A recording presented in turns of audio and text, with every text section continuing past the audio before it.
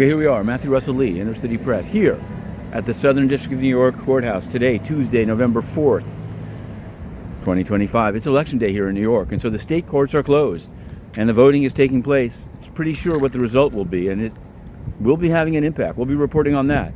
Also Virginia, also New Jersey, also the California props, and anything else that moves. But before that, today at 10 o'clock, Sam Bankman-Fried, convicted, sentenced, will have his appeal heard in the Second Circuit Court of Appeals. We will be covering it at the same time that we cover, hopefully that'll just be the jury instructions then. And then the closing arguments in U.S. versus peraire-bueno, the brothers, the crypto bros. What it all is coming down to in that one, and it was confirmed in a filing last night that we put up on Patreon. You can find it.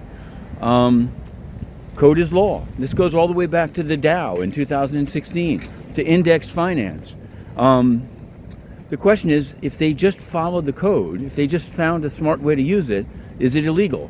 Well, they want to say, they put in a filing last night, they meaning the defense, that the government cannot, according to them, argue today that the protocols, that the Ethereum protocols or the Mevpool protocols or the Flashbot protocols, that these are akin to traffic rules that they violated. They're just saying, if it happens, it's legal. That seems to be, the idea is to create a system in which you're no longer just complaining to the government to enforce things, but that it's self-enforcing, a trustless system. Yes, you may glean from this that we are preparing a second book, this time on Amazon, since we've regained access after the censorship triggered by the Ghislaine Maxwell, Kevin Spacey, and apparently Diddy detained books. We should be able to put a crypto book up, and we will.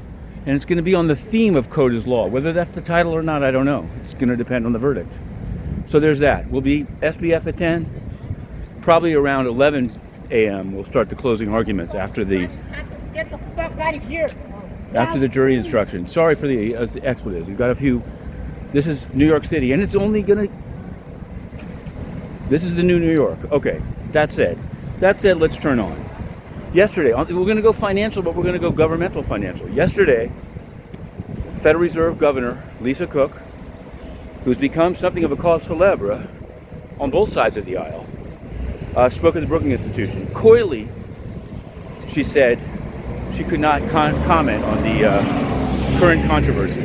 But in January, the Supreme Court will hear it. And yet tomorrow, the Supreme Court will hear the tariff case. Of course, even if the administration loses, they've got a few other tricks up their sleeve, old statutes, but the numbers are lower, and it will certainly mean that the strategy will not be as energetic or as unquestioned as it is currently.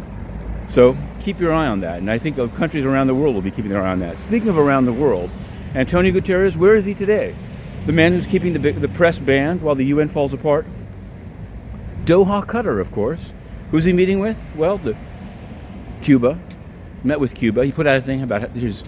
And again, I believe they're the underdog in some ways, but in other ways, would not want to be a journalist there. And of course, these are the people Guterres is partying with. He's a censor.